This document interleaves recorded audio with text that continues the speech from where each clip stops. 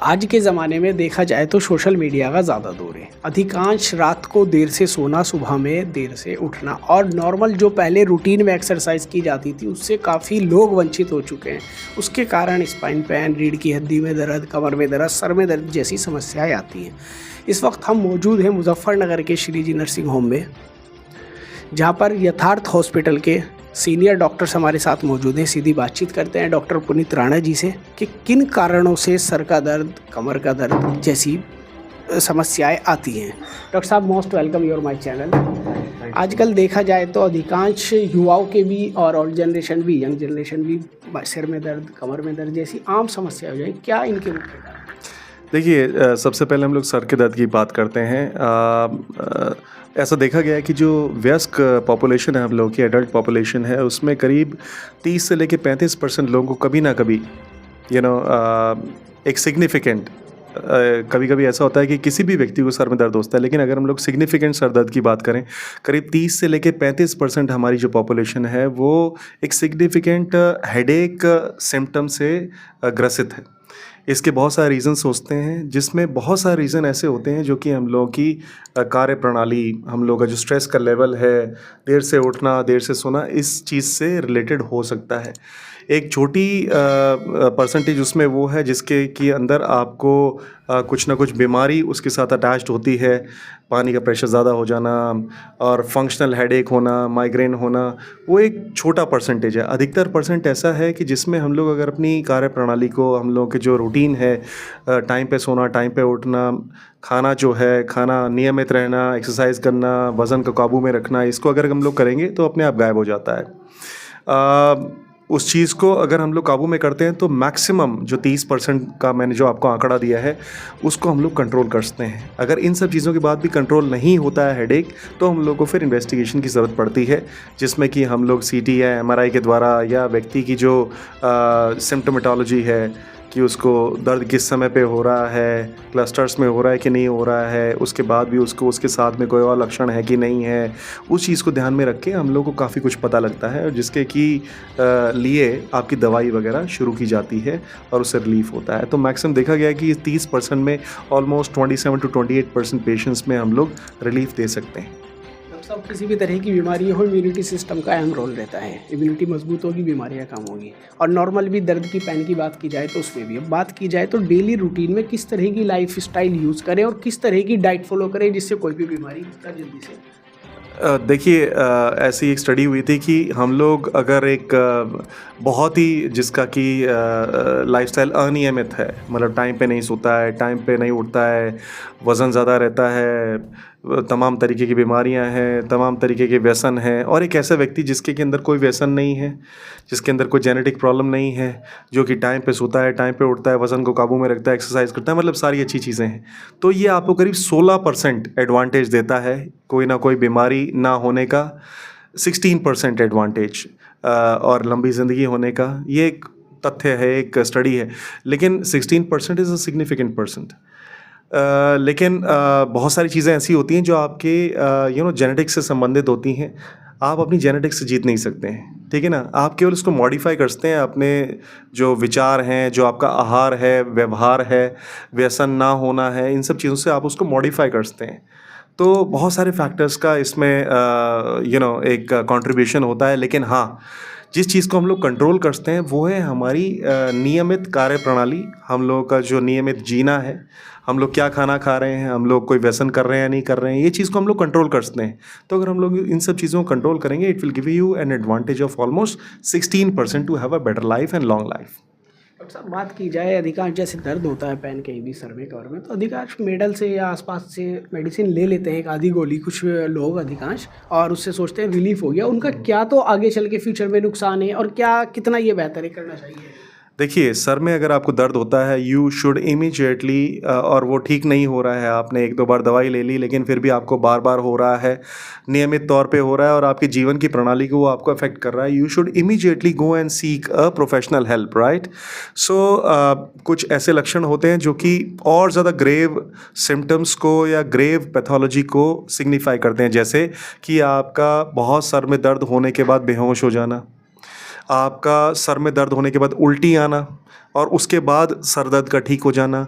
रात को जब आप सोते हैं तो 3 बजे अचानक ही उठ जाना कि भैया सर में दर्द हो रहा है। उसके बाद उल्टी आना, आँखों का सर में दर्द होने के बाद आँखों की रोशनी का धुंधला होना, ये सब बहुत चिंताजनक सिम्पटम्स होते हैं।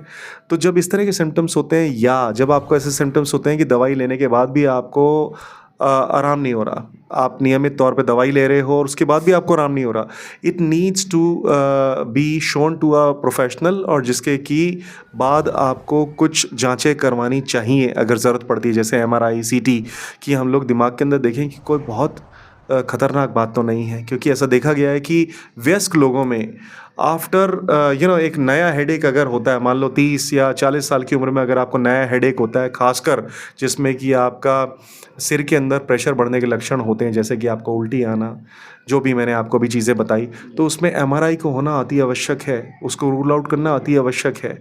तो हम लोगों को जब भी कोई ऐसा सिग्निफिकेंट हेडेक हो जो कि आपका कंजर्वेटिव मेजर से काबू में नहीं आ रहा, जो आप घर के अंदर करते हैं, जैसे आमतौर पे हर एक व्यक्ति एक ना एक दवाई ले ही लेता है 1 या 2 दिन तक, आपको आराम नहीं आ रहा, मैं कहता हूँ अगर आपको 7 दिन के बाद तक आराम नहीं आता है दवाइयाँ लेने के बावजूद भी और आपका सर में दर्द बना रहता है, it needs a professional evaluation. उसी तरीके से हेडेक अगर आपको होता है, you should go to a neurologist. अगर आपको कमर में दर्द होता है, you should go to a neurosurgeon. अधिकतर लोग ये समझते हैं कि हम लोग जब भी हम लोग को कमर में दर्द होएगा या हम लोग को सर्वाइकल में पेन होएगा, हम लोग यार सर्जन के पास नहीं जाएंगे, तो सीधा ही अपना चक्कू उठा के सर्जरी शुरू कर देगा। ये गलत धारणा है।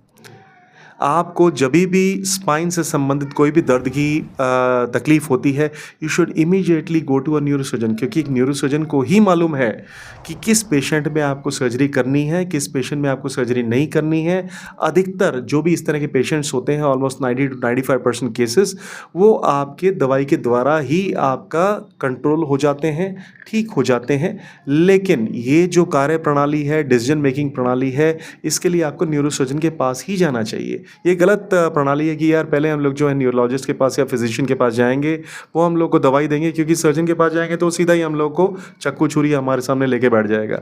ये गलत धारणा है जिसके द्वारा आप लोग एक उचित सलाह से बहुत दूर हो जाते हैं। आप बहुत देर में सलाह मिलती है, जब तक सलाह मिलती है तब तक काफ़ी कुछ डैमेज हो चुका होता है।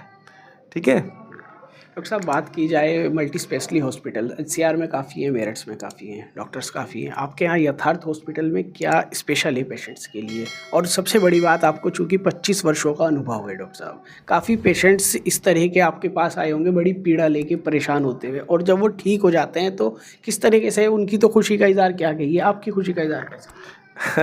ये बहुत अच्छा प्रश्न है। हम लोग इसी के लिए डॉक्टर बने हैं कि जब कोई व्यक्ति हम लोगों के छोटे से कंट्रीब्यूशन से उसको सेहत मिलती है, उसकी ज़िंदगी बेहतर होती है, तो हम लोगों की भी छाती चौड़ी हो जाती है। हम लोगों को भी एक दिन शायद रोटी घर में जाके एक रोटी ज़्यादा खाते हैं, अच्छी नींद आती है, तो वो एक बहुत ही सुख की अनुभूति होती है, और उसी के लिए हम लोग डॉक्टर बने हैं। यथार्थ हॉस्पिटल जो है हमारे देश का इस समय 10वां सबसे बड़ा कॉरपोरेट संस्थान है बेड्स की अगर आप बात करें।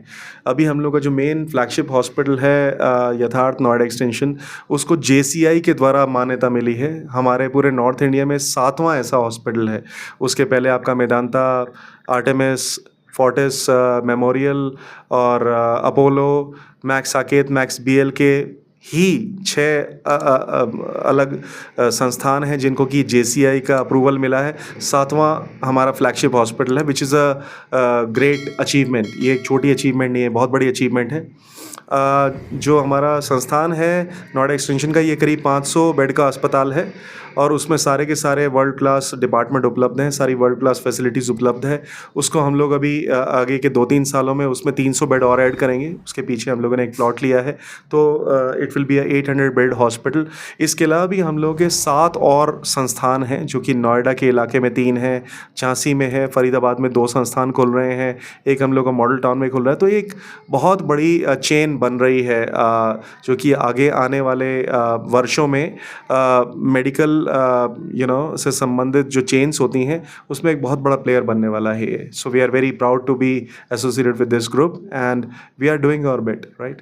थैंक यू डॉक्टर साहब। यदि बात की जाए यथार्थ हॉस्पिटल की, कुछ पेशेंट्स मुजफ्फरनगर से ख़ास तौर से वहाँ तक नहीं पहुँच पाते, उनके लिए आपने स्पेशल सुविधा दी हुई है जो कि आप मुजफ्फरनगर में विजिट करते हैं। मुजफ्फरनगर में किस लोकेशन पे विजिट करते हैं और कब कब विजिट करते हैं? हम लोग विजय श्री नर्सिंग होम में कोशिश करते हैं।